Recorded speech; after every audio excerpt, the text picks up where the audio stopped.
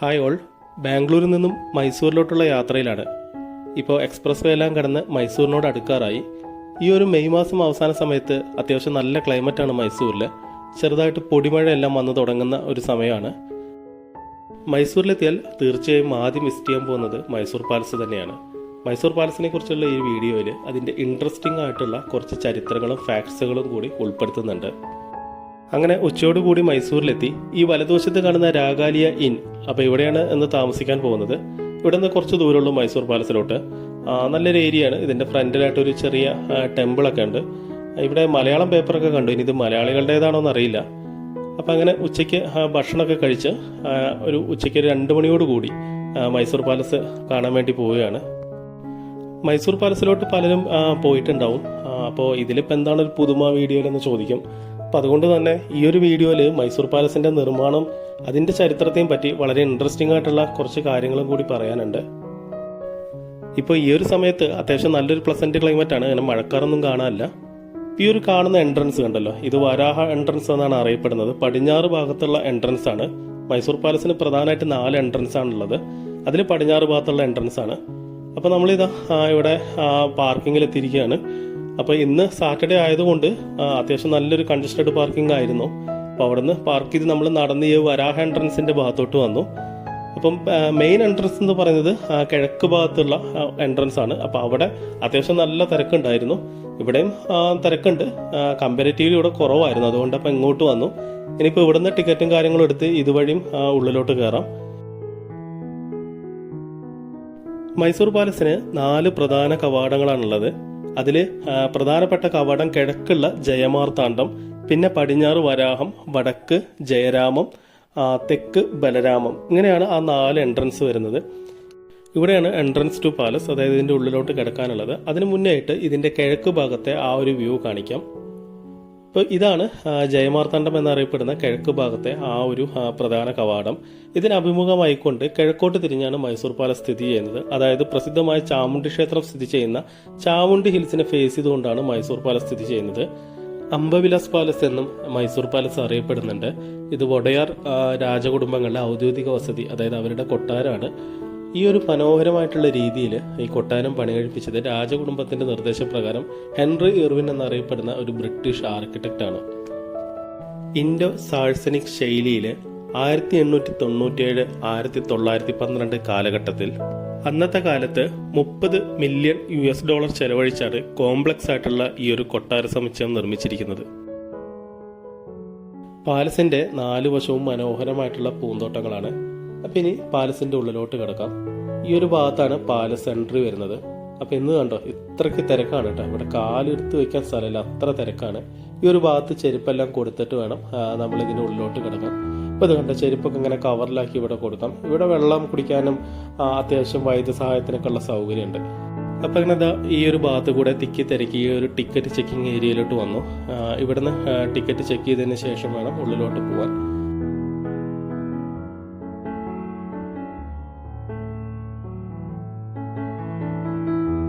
അങ്ങനെ പ്രൗഢഗംഭീരമായിട്ടുള്ള കൊട്ടാരത്തിനകത്തോട്ട് കിടക്കുമ്പോൾ നേരെ കാണുന്നത് ഗോംബെ തൊട്ടി അഥവാ ഡോൾസ് പവലിയൻ എന്നറിയപ്പെടുന്ന ഭാഗമാണ്. ദസറ ആഘോഷവേളകളിൽ ആരാധിച്ചിരുന്ന പാവകളെയാണ് ഇവിടെ പ്രദർശിപ്പിച്ചിരിക്കുന്നത്. ദസറ എന്ന ആഘോഷം മൈസൂരിന്റെ മാത്രമല്ല കർണാടകയുടെ തന്നെ പ്രധാനപ്പെട്ട ഒരു ഉത്സവമാണ്. ദസറ ആഘോഷവും രാജകുടുംബവും തമ്മിൽ നൂറ്റാണ്ടുകളുടെ ബന്ധമുണ്ട്. പിന്നെ ഇവിടെ ചാമുണ്ഡി ദേവിയുടെ വിഗ്രഹം കാണാം. മഹിഷാസുര എന്നറിയപ്പെടുന്ന മൈസൂരിന്റെയും രാജകുടുംബത്തിന്റെയൊക്കെ അടിസ്ഥാന ദൈവിക സങ്കല്പമായിട്ടുള്ള ചാമുണ്ഡി ദേവിയുടെ പ്രതിഷ്ഠയാണ്. പിന്നീട് ഇവിടെ വുഡൻ പാലസ് അഥവാ ഓൾഡ് പാലസ് എന്നറിയപ്പെടുന്ന പഴയ കൊട്ടാരത്തിന്റെ മിനിയേച്ചർ കാണാം. ഈ കൊട്ടാരം 1897 ചാമരാജ ഒഡയാറിന്റെ കാലത്ത് അദ്ദേഹത്തിന്റെ മൂത്ത മകളുടെ വിവാഹ സമയത്ത് കത്തിച്ചാമ്പലായി എന്നാണ് പറയപ്പെടുന്നത്. അതിനുശേഷം കൃഷ്ണരാജ ഒഡയാർ 4ാമനും അദ്ദേഹത്തിന്റെ അമ്മ മഹാറാണിയും കൂടി ബ്രിട്ടീഷ് വാസ്തു ശില്പിയായിട്ടുള്ള ഹെൻറി ഇർവിൻ എന്നറിയപ്പെടുന്ന ആർക്കിടെക്റ്റിനെ ഇത്തരത്തിലുള്ള പുതിയൊരു കൊട്ടാരം നിർമ്മിക്കാൻ ചുമതലപ്പെടുത്തുകയാണ് ഉണ്ടായത്. അതിനുശേഷമാണ് ഈ ഒരു കൊട്ടാരത്തിന്റെ നിർമ്മാണ പ്രവർത്തനങ്ങൾ ആരംഭിച്ചതും നമ്മൾ ഈ കാണുന്ന ഈ ഒരു കൊട്ടാരമെല്ലാം നിർമ്മിക്കപ്പെട്ടതും. ആ ഒരു കൊട്ടാരത്തിന്റെ നിർമ്മാണ സമയത്ത് ഇവിടെയുള്ള രാജകുടുംബമെല്ലാം ജഗൻമോഹൻ എന്നറിയപ്പെടുന്ന ഇതിനടുത്തുള്ള മറ്റൊരു കൊട്ടാരത്തിലായിരുന്നു താമസിച്ചിരുന്നത്. എവിടെയും നമുക്കൊരു റോയൽ ആംബിയൻസ് കാണാൻ സാധിക്കും. ഇവിടെ ദാ 2 ആനകളുടെ തലയോട് കൂടിയിട്ടുള്ള ഒരു പ്രൗഢഗംഭീരമായിട്ടുള്ള ഒരു എൻട്രൻസ് കാണാം. ആനബാഗിലു അഥവാ എലിഫന്റ് ഗേറ്റ് എന്നാണ് ഈ ഒരു ഭാഗം അറിയപ്പെടുന്നത്. ഇത് നേരെ ഓപ്പൺ ആവുന്നത് പാലസ് കോർട്ട്യാർഡിലോട്ടാണ്. അതായത് കൊട്ടാര ചത്വരം എന്നൊക്കെ പറയുന്ന ആ കൊട്ടാര മുറ്റത്തിലോട്ടാണ് ഇത് ഓപ്പൺ ആവുന്നത്. ഇവിടെ നിന്ന് നോക്കിക്കഴിഞ്ഞാൽ കൊട്ടാരത്തിന്റെ ആ ഒരു ഉൾഭാഗത്തെ കൺസ്ട്രക്ഷൻ്റെ ആ ഒരു ഫുൾ ബ്യൂട്ടി നമുക്ക് ഇവിടുന്ന് കാണാൻ സാധിക്കും. മുഗൾ രജപുത്ര ഗോതിക് ശൈലിയിലുള്ള ഇന്തോ സാൾസനിക് എന്നറിയപ്പെടുന്ന ഒരു ശൈലിയിലാണ് ഈ ഒരു കൊട്ടാരം നിർമ്മിക്കപ്പെട്ടിരിക്കുന്നത്. 3 നിലകളിലായി പല വർണ്ണങ്ങളിലുള്ള ഗ്രാനൈറ്റ് ശിലകൾ ഉപയോഗിച്ച് അതിസങ്കീർണമായിട്ടുള്ള കൊത്തുപണികളോടുകൂടിയാണ് ഈ ഒരു കൊട്ടാരം നിർമ്മിക്കപ്പെട്ടിരിക്കുന്നത്. കൊട്ടാരത്തിന്റെ പ്രധാന നടപ്പാതയുടെ ഇരുവശത്തുമായിട്ട് 2 കടുവകളുടെ വെങ്കല പ്രതിമകൾ കാണാം. റോബർട്ട് വില്യൻ കോൾട്ടൺ എന്നുള്ള ഒരു ബ്രിട്ടീഷ് ശില്പിയാണ് ഇതിവിടെ രൂപകൽപ്പന ചെയ്തിരിക്കുന്നത്. മൈസൂർ രാജാക്കന്മാര് ഗുസ്തിയുടെ വലിയ ആരാധകരായിരുന്നു. ഈ കോർട്ട്യാർഡിലാണ് വജ്രമുഷ്ടി എന്നറിയപ്പെടുന്ന ഗുസ്തി നടന്നിരുന്നത്. ഈ ഗുസ്തിക്കാരെ ജട്ടികൾ എന്നാണ് വിളിച്ചിരുന്നത്. ബാക്കി കാഴ്ചകൾക്കായിട്ട് കൊട്ടാരത്തിന്റെ അകത്തളങ്ങളിലൂടെ നടക്കുമ്പോൾ ഇവിടെ നമുക്ക് കാണാൻ സാധിക്കുക ഹിസ്റ്റോറിക് ആയിട്ടുള്ള ഒരുപാട് പെയിന്റിങ്ങുകളാണ്. അതായത് മൈസൂർ രാജാക്കന്മാരുടെ അന്നത്തെ കാലത്തുള്ള ഘോഷയാത്രകള്, അവരുടെ ആഘോഷങ്ങള്, അവരുടെ ജാഥകള്, വിളംബരങ്ങള്, ഇതിൻ്റെയൊക്കെ പലതരത്തിലുള്ള പെയിന്റിങ്ങുകൾ നമുക്കിവിടെ കാണാൻ സാധിക്കും. പ്രധാന ഉത്സവമായിട്ടുള്ള ദസറയിലെ ഘോഷയാത്രയുടെ മഹത്വം കാണിക്കുന്നതിനായിട്ട് 1934 1945 ഇടയിൽ വൊഡയാർ രാജാക്കന്മാർ കർണാടകയിലെ ഏറ്റവും മികച്ച 5 കലാകാരന്മാരെ ഇത്തരത്തിലുള്ള ചിത്രരചനയ്ക്കായിട്ട് നിയോഗിച്ചു എന്നാണ് പറയപ്പെടുന്നത്. ഈ ചുവർ ചിത്രങ്ങളുടെ എല്ലാം മറുഭാഗത്തായിട്ടാണ് മനോഹരമായിട്ടുള്ള ദർബാർ ഹാള് വരുന്നത്. അങ്ങോട്ട് പോകുന്നതിന് മുന്നായിട്ട് ഈ ഒരു ചുവർ ചിത്രങ്ങളിലൂടെ തന്നെ ഒന്നുകൂടി നമുക്ക് നോക്കുകയാണെങ്കിൽ പലതരത്തിലുള്ള ഹിസ്റ്റോറിക് മൊമെന്റുകൾ ഇവിടെ രേഖപ്പെടുത്തിയിരിക്കുന്നത് കാണാം. അതിൻ്റെയൊക്കെ പേരും അതിൻ്റെയൊക്കെ ആ ഒരു കാലഘട്ടങ്ങളുമെല്ലാം ചില പെയിന്റിങ്ങുകളിൽ ഇവിടെ അടയാളപ്പെടുത്തി വെച്ചിട്ടുണ്ട്. അപ്പം അത്തരത്തിൽ ചരിത്രത്തിനോട് ഇഷ്ടമുള്ള ഇൻട്രസ്റ്റഡ് ആയിട്ടുള്ള ആളുകൾക്കെല്ലാം വളരെ ഉപകരിക്കുന്ന രീതിയിൽ ഒരു മൾട്ടി കളറിലാണ് ഇവിടുത്തെ ചിത്രങ്ങളെല്ലാം വരച്ചു വെച്ചിരിക്കുന്നത്. ഇനി ഇതാ നമ്മളിവിടെ ദർബാറിന്റെ കാഴ്ചകളിലോട്ട് പോവുകയാണ്. രാജകീയമായ സൗന്ദര്യവും അതിൻ്റെ കുലീനതയും ഗാംഭീര്യവും എല്ലാം ഒത്തുചേർന്ന ഈ ഒരു ഹാൾ വിവാഹ മണ്ഡപ അല്ലെങ്കിൽ കല്യാണ മണ്ഡപ എന്നാണ് അറിയപ്പെട്ടിരുന്നത്. റോയൽ വെഡ്ഡിങ്, ബർത്ത്ഡേയ്സ്, പിന്നെ രാജകുടുംബത്തിന്റെ മറ്റ് ആഘോഷ പരിപാടികൾക്കൊക്കെയാണ് അഷ്ടഭുജാകൃതിയിലുള്ള ഈ ഒരു റോയൽ ഹാള് യൂസ് ചെയ്ത് വന്നിരുന്നത്. അതിഗംഭീരമായിട്ടുള്ള മനോഹരമായിട്ടുള്ള വളരെയധികം കൊത്തുപണികളും ഭീമൻ തൂണുകളുമെല്ലാം നമുക്കിവിടെ കാണാൻ സാധിക്കും. ഇവിടെ തൂക്കിയിട്ടിരിക്കുന്ന വളരെ വലിയ കാൻഡിലിയർ ലൈറ്റ്സ് കാണാം. 1906 മൈസൂരിൽ ആദ്യമായിട്ട് വൈദ്യുതി എത്തിയത്. 1912 ഈ കൊട്ടാരം പൂർത്തിയായത്. ഇപ്പൊ രാജകുടുംബം ഇങ്ങോട്ട് താമസം മാറിയ ആദ്യ ദിവസം മുതൽക്ക് തന്നെ ഇവിടെ വൈദ്യുതി ഉണ്ടായിരുന്നു എന്നാണ് പറയപ്പെടുന്നത്. ഇനി ഈ ഒരു വിവാഹ മണ്ഡപത്തിന്റെ തെക്ക് ഭാഗത്തുള്ള പോർട്രേറ്റ് ഗാലറിയിലോട്ട് പോവുകയാണ്. ഇവിടെ വളരെയധികം വിലപിടിപ്പുള്ള പലതരത്തിലുള്ള ചിത്രങ്ങൾ, പെയിന്റിങ്ങുകൾ, രാജകുടുംബത്തിന്റെ ഫോട്ടോകൾ, ഹിസ്റ്റോറിക് ആയിട്ടുള്ള പല ഫോട്ടോകളെല്ലാം പ്രദർശിപ്പിച്ചിട്ടുണ്ട്. ഇവിടെ പ്രധാനമായിട്ടും വൊഡയാർ രാജവംശത്തിന്റെ ചിത്രങ്ങളും അതിനെ സംബന്ധിച്ചിട്ടുള്ള പലതരം ഹിസ്റ്റോറിക് മൊമെന്റുകളുമാണ് പ്രദർശിപ്പിച്ചിരിക്കുന്നത്. ഈ ഹാളിന്റെ ഇരുവശത്തുമായിട്ട് രാജകുടുംബവും രാജകുടുംബത്തിലെ ആളുകളുടെയും അവരുടെ പലതരത്തിലുള്ള വിരുന്നുകള്, കല്യാണം, സൽക്കാരങ്ങള്, കിരീടധാരണം, ഇതിൻ്റെയൊക്കെ ഫോട്ടോകളുമാണ് പ്രദർശിപ്പിച്ചിരിക്കുന്നത്. ഈ കാണുന്നത് പ്രധാനിയായിട്ടുള്ള കൃഷ്ണരാജ വൊഡയാർ 4ാമൻ്റെ ഒരു ഛായാചിത്രമാണ്. ഇദ്ദേഹം കലകളെല്ലാം വളരെയധികം പ്രോത്സാഹിപ്പിച്ചിരുന്ന ഒരു രാജാവായെന്നാണ് പറയപ്പെടുന്നത്. മഹാരാജാവും ആർട്ടിസ്റ്റുമായിരുന്ന രാജരവിവർമ്മയുടെ 2 പ്രധാന സൃഷ്ടികളും ഇവിടെ പ്രദർശിപ്പിച്ചിട്ടുണ്ട്. ഇത് 1885 ഇവിടെ വരച്ച് സമർപ്പിച്ചിട്ടുള്ള ചിത്രമാണ്. പിന്നെ അന്നത്തെ കാലത്തെ മറ്റ് ജീവിച്ചിരുന്ന രാജാക്കന്മാരുടെ ചിത്രങ്ങൾ, അതേപോലെ തന്നെ അന്നത്തെ ഭരണത്തിലുണ്ടായിരുന്ന ബ്രിട്ടീഷ് വൈസ്രോയിമാരുടെ, അവരുടെ പിന്നെ ബ്രിട്ടീഷ് രാജ്ഞിമാരുടെയൊക്കെ ചിത്രങ്ങളെല്ലാം ഇവിടെ പ്രദർശിപ്പിച്ചു വെച്ചിട്ടുണ്ട്.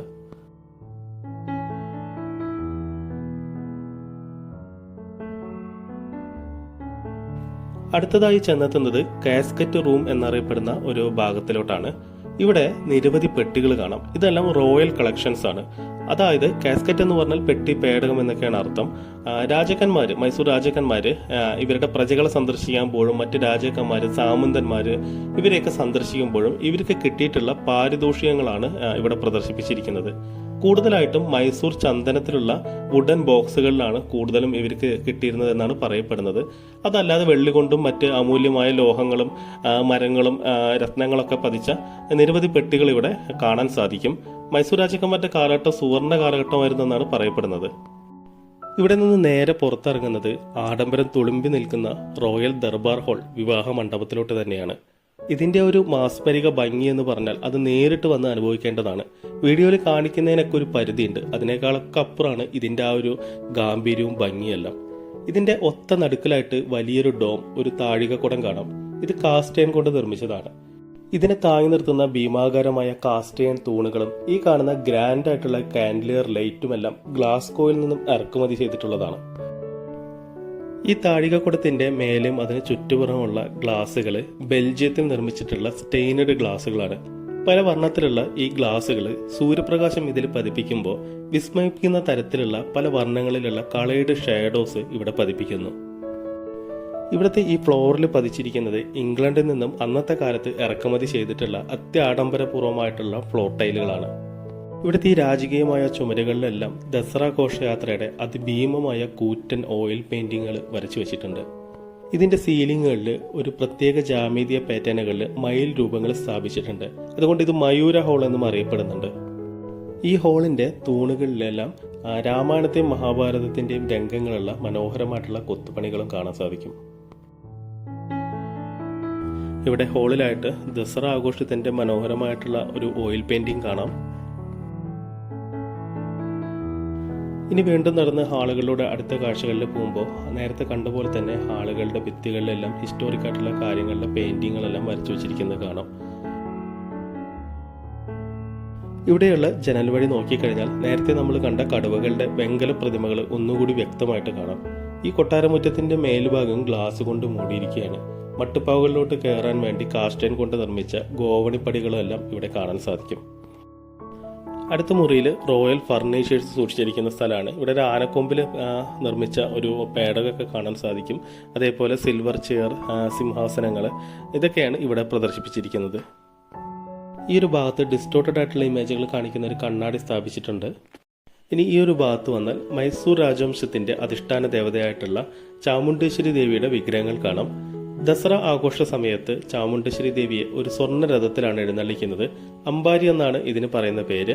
85 കിലോഗ്രാമോളം തൂക്കമുള്ള സ്വർണ്ണ പാളികൾ കൊണ്ട് നിർമ്മിച്ച ഈ സ്വർണ്ണ രഥം ഇവിടെ ഈ വലതുവശത്തായിട്ട് കാണാം. 5 നിലകളുള്ള ഗോപുരത്തിലോട്ട് കയറി പോകുന്ന സ്റ്റെയറുകൾ ഇവിടെ കാണാം. ഈ ഒരു ഭാഗത്തായിട്ട് കൃഷ്ണരാജ വോഡയാർ നാലാമന്റെയും അദ്ദേഹത്തിന്റെ പ്രധാന സേവകനായ പീർ ബൈറ്റിന്റെയും യഥാർത്ഥ സ്വരൂപത്തിലുള്ള പ്രതിമകൾ കാണാം. ഇവിടെ കാണുന്നത് ഓഡിയൻസ് ഹാൾ അഥവാ പബ്ലിക് ദർബാർ ഹാൾ ആണ്. ഇത് സജ്ജ എന്നും അറിയപ്പെടുന്നു. ഇവിടെ ഭീമാകാരമായ ഗ്രാനൈറ്റ് ശിലകൾ കൊണ്ട് നിർമ്മിച്ച മനോഹരമായ കൊത്തുപണികളോട് കൂടിയ വലിയ തൂണുകൾ കാണാം. ഇതിന്റെ മുകളിലുള്ള സീലിങ്ങുകളുടെ വർക്ക് സ്റ്റെക്കോ എന്നാണ് അറിയപ്പെടുന്നത്. തൂണുകൾക്ക് പിറകിലായിട്ട് ചുമരില് രാജാ രവിവർമ്മ വരച്ച മനോഹരമായിട്ടുള്ള സീതാ സ്വയംവരത്തിന്റെ ഓയിൽ പെയിന്റിങ്ങുകൾ കാണാം. ഈ കാണുന്നതാണ് പ്രൈവറ്റ് ദർബാർ ഹാൾ. ഈ പാലസിലെ ഏറ്റവും മനോഹരമായിട്ട് സൗന്ദര്യാത്മകമായിട്ട് അലങ്കരിച്ചിരിക്കുന്ന ഒരു ഭാഗമാണ് ഈ പ്രൈവറ്റ് ദർബാർ ഹാൾ. രാജാവും അദ്ദേഹത്തിന്റെ അടുത്ത അനുയായികളും കൂടി രാഷ്ട്രകാര്യങ്ങളെല്ലാം ചർച്ച ചെയ്യാൻ വേണ്ടി ഒരുമിച്ചിരിക്കുന്ന സ്ഥലമാണിത്. തേക്ക് തടിയിൽ കടഞ്ഞെടുത്തിട്ടുള്ള സീലിംഗും കാസ്റ്റൈൻ കൊണ്ട് നിർമ്മിച്ച മനോഹരമായ കൊത്തുപണികളോട് കൂടിയ തൂണും ഇവിടെ കാണാം. ഈ തൂണുകൾക്കിടയിലുള്ള ഫ്ലോർ ഭാഗം സെമി പ്രഷ്യസ് സ്റ്റോൺ പതിച്ച മാർബിൾ കൊണ്ടാണ് നിർമ്മിച്ചിരിക്കുന്നത്. ആഗ്രയിലെ പ്രത്യേക തരം കരകൗശല വിദഗ്ധരാണ് ഇത് ചെയ്തിരിക്കുന്നതെന്നാണ് പറയപ്പെടുന്നത്. ഇതിന്റെ അറ്റത്തായിട്ട് രാജസിംഹാസനം അഥവാ റോയൽ സീറ്റ് കാണാം. സുവർണ സിംഹാസനം എന്നും അറിയപ്പെടുന്ന ഇത് സ്വർണവും വെള്ളിയും അമൂല്യമായ രത്നങ്ങളും പതിച്ചിട്ടുള്ളതാണ്. ഇനി ഇവിടെ നിന്നും ഈ ഓഡിയൻസ് ഹാളിന്റെ പുറത്തോട്ട് ഇറങ്ങിയാണ്, അതായത് കൊട്ടാര മട്ടുപ്പാവ് എന്നൊക്കെ പറയില്ല, ആ ഒരു ഭാഗത്തോട്ട്. ഇതാണ് മൈസൂർ പാലസിന്റെ എൻട്രൻസ് വരുന്ന ആ ഭാഗം. ഇവിടെയും തൂണുകളിൽ മനോഹരമായ കൊത്തുപണികൾ, അഷ്ടദേവിമാരുടെ ചിത്രങ്ങളൊക്കെ കാണാം. അതുപോലെ തന്നെ വളരെ മനോഹരമായിട്ടുള്ള ആർട്ട് വർക്കുകളെല്ലാം സീലിങ്ങുകളിൽ കാണാൻ സാധിക്കും. മനോഹരമായിട്ടുള്ള കൊത്തുപണികളോട് കൂടിയ ഈ മട്ടുപ്പാവിന്റെ ഈ ഒരു ഭാഗത്ത് നിന്ന് കഴിഞ്ഞാൽ ഈ ഒരു ജയമാർത്താണ്ഡം എന്ന് പറയുന്ന കിഴക്ക് ഭാഗത്തെ എൻട്രൻസിലത്തെ ഒരു ഫുൾ വ്യൂ ഇവിടുന്ന് കിട്ടും. അപ്പോൾ ഇതോടുകൂടി ഇവിടുത്തെ കാഴ്ചകൾ അവസാനിക്കുകയാണ്. അങ്ങനെ ഇതിന്റെ വലതുഭാഗത്തുള്ള സ്റ്റെയർ വഴി ഇനി താഴോട്ട് ഇറങ്ങാം. ഇവിടെ നിന്ന് നോക്കുമ്പോൾ മൈസൂർ പാലസിന്റെ വളരെ ബ്യൂട്ടിഫുൾ ആയിട്ടുള്ള ഒരു വ്യൂ കാണാം. ഈ പ്രൗഢിയോടെ തലയുയർത്തി നിൽക്കുന്ന ചതുരാകൃതിയിലുള്ള ഈ ഗോപുരങ്ങൾക്കെല്ലാം ഏകദേശം 5 നിലകളോളം തന്നെ ഉയരമുണ്ട്. മൈസൂർ പാലസിന്റെ ഒത്ത നടുക്കായിട്ടുള്ള ഗോപുരത്തിന് ഏകദേശം 145 അടി ഉയരമുണ്ടെന്നാണ് പറയപ്പെടുന്നത്. ഈ ഗോപുരങ്ങളുടെ എല്ലാം മേതയായിട്ട് പിങ്ക് നിറത്തിലുള്ള താഴികക്കുടങ്ങൾ കാണാം. ഒത്ത നടുക്കുള്ള ആ ഗോപുരത്തിലെ താഴികക്കുടം മുഴുവനായും സ്വർണം പൂശിയതാണ് എന്നാണ് പറയപ്പെടുന്നത്. കൊട്ടാരമുറ്റത്തിന്റെ വലതുഭാഗത്തായി ശ്വേതവരാഹസ്വാമി ടെമ്പിളും ഇടതുഭാഗത്തായി ശ്രീഭുവനേശ്വരി ടെമ്പിളും കാണാം. രാജകീയമായ പ്രൗഢി, ആഡംബരം, ഗാംഭീര്യം ഇതെല്ലാം ഒത്തുചേർന്ന മൈസൂർ പാലസ് ജീവിതത്തിൽ ഒരു വട്ടമെങ്കിലും തീർച്ചയായും കണ്ടിരിക്കേണ്ടതാണ്. അപ്പോൾ ഈ ഒരു വീഡിയോ നിങ്ങൾക്ക് ഇഷ്ടപ്പെട്ടാൽ തീർച്ചയായും ലൈക്ക് ചെയ്യുക. ആദ്യമായിട്ട് കാണുന്നവർ ചാനൽ സബ്സ്ക്രൈബ് ചെയ്ത് സപ്പോർട്ട് ചെയ്യുക. നിങ്ങളുടെ അഭിപ്രായങ്ങൾ കമൻറ്റുകളായിട്ട് അറിയിക്കുക. അപ്പോൾ അടുത്ത വീഡിയോയിൽ കാണാം. Thanks for watching. Bye bye.